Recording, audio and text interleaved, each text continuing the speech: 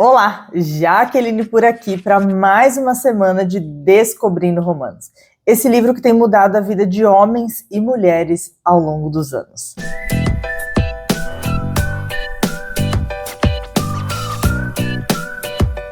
Essa semana, Romanos no capítulo 9. Abra sua Bíblia, vamos lá para o versículo 1. Paulo começa dizendo: digo a verdade em Cristo. Não é uma historinha, é a mais pura verdade. Não minto. A minha consciência o confirma no Espírito Santo. Eu tenho grande tristeza, é algo extremamente intenso e eu tenho uma constante angústia. Quando a gente tem uma coisa que tem data para terminar, uma dor, uma extração de dente, a gente suporta aquela dor, né? Paulo está aqui dizendo, é uma constante angústia, é um negócio que não para.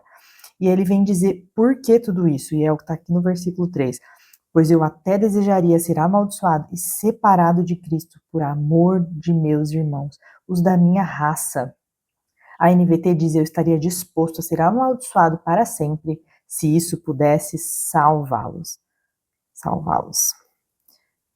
Paulo amava os judeus. Os judeus viam Paulo como um traidor, porque aquele que andava com eles agora ia contra aquilo que eles diziam. Então Paulo está aqui dizendo: eu faria qualquer coisa para salvá-los. A gente já sabe que não dá para ser separado de Cristo, do amor de Cristo. Que é aquilo que a gente viu no final do capítulo 8. Mas Paulo estava disposto até isso, se isso pudesse salvá-los. Os da raça dele, que são o povo de Israel, deles é a adoção de filhos, deles é a glória divina. A aliança, Paulo vem dizendo os privilégios, a concessão da lei, a adoração no templo. Paulo está aqui dizendo, olha quantos privilégios o povo de Israel teve. Deles são os patriarcas, a história que eles carregavam. E a partir deles se traça a linhagem humana de Cristo. Se você parar para pensar, Jesus era primo daquele povo, sobrinho daquele povo, neto daquele povo. Jesus fazia parte daquela linhagem, né? Que é Deus acima de todos, bendito para sempre. Mesmo assim, mesmo Jesus fazendo parte ali, era descendente daquele povo. Aquele povo odiou a Deus.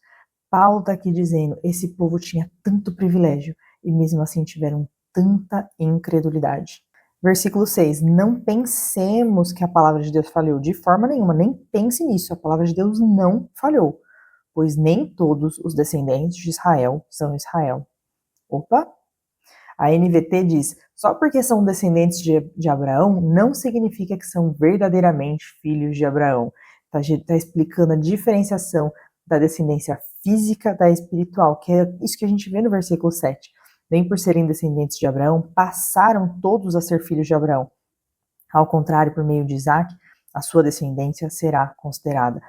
Paulo está aqui trazendo a diferenciação da descendência física da descendência espiritual.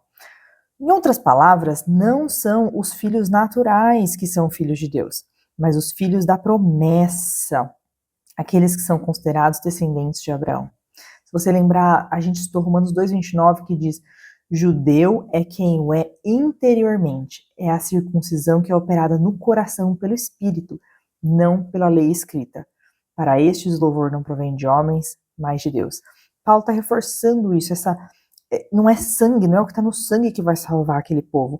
E graças a Deus por isso, porque essa salvação chegou até nós, que não somos descendentes de Israel de sangue, né?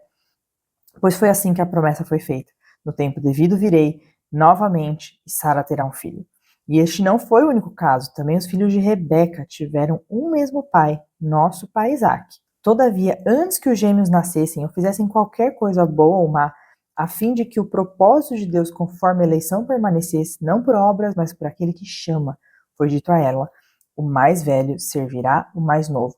Então, Paulo está aqui dizendo que não é sangue, não é aquilo que a gente faz, não é quem é seu pai, quem é a sua mãe, essa escolha é de Deus. Essa mensagem mostra que Deus escolhe a pessoa conforme o propósito e chama sem levar em conta as obras que ela praticou. Porque se você pensar aqui, os gêmeos estavam na barriga e Deus já tinha escolhido. Versículo 13, como está escrito, amei Jacó, mas rejeitei Esaú. Por quê? Aí versículo 14 ele diz, acaso Deus é injusto? De maneira nenhuma. Deus está além do tempo, Deus sabe o futuro. É algo que para nossa concepção humana é difícil de entender, a gente não consegue entender isso, mas Deus é soberano. Capítulo 9 de Romanos é isso, Deus é soberano. Versículo 15, pois ele diz a Moisés, terei misericórdia de quem eu quiser ter misericórdia, terei compaixão de quem eu quiser ter compaixão. Portanto, isso não depende do desejo ou do esforço humano, mas da misericórdia de Deus.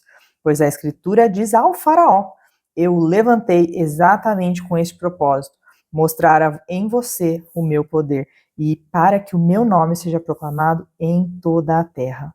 Portanto, Deus tem misericórdia de quem Ele quer e endurece a quem Ele quer. Esse trecho nos mostra que Deus escolheu seus filhos muito antes da fundação do mundo, não baseado nas ações humanas, mas conforme a sua vontade e graça. Nós fomos escolhidos para sermos imagem do seu Filho, igual a gente estudou em Romanos 8:28. Que a gente possa olhar para tudo isso e entender que Deus nos amou e que nós possamos o amar com todo o nosso coração, com toda a nossa alma, com toda a nossa força, com todo o nosso entendimento.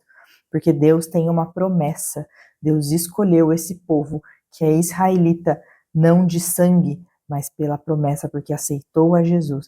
Que você possa olhar para esse trecho, que é um trecho complexo, entender que Deus é soberano, mas que Ele o ama, que Ele te escolheu e que agora você possa amá-lo de volta. Nos vemos na próxima. Até mais!